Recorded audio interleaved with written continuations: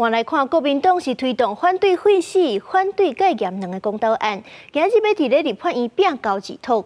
不过，中选会主委李进勇就讲，咱的政府本地就无废死、无戒严，发起这款公投来反对，安尼是讲袂通的。不过，国民党的立委就批评李进勇，讲因中选会是独立机关，无应该评论立法院提案。国民党推动反废死、反戒严公投，由南委提案，2月8日院会议庭要拼二读。不过，中选会主委李进勇回应讲，那样推动的两个公投案是政府无的政策，提公投要求卖做，这理路是有问题。就算公投有结果，也无法度按照公投法30条的规定来发生效力。本来就没有了，你要求他不要做，本来就有的，你要求他做。这样子的这个逻辑啊，似乎是有自相矛盾的状况。样子上好像是独立的中选会，请就不要对立法院的提案予以置喙。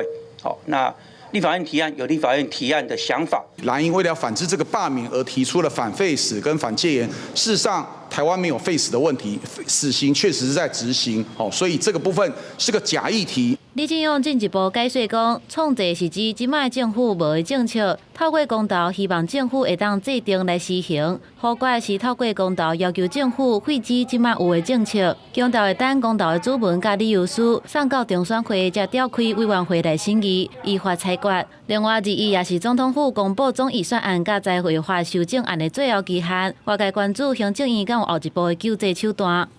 就中央政府总预算而言，除了立法院之外，其他的宪政机关都受到很大的影响。紧接下来的时间，来跟所有的公法学者来做更进一步的研究。杜永泰强调讲，所有宪政机关因为预算太调、冻价甲修法的影响，会要求伫宪政精神之下有伊的一致性，并且做必要的分工。若进前开第一场的检察院，按算会伫总统公布总预算案的时，公布向宪法法庭申请释宪甲暂时处分。公司新闻采访报道。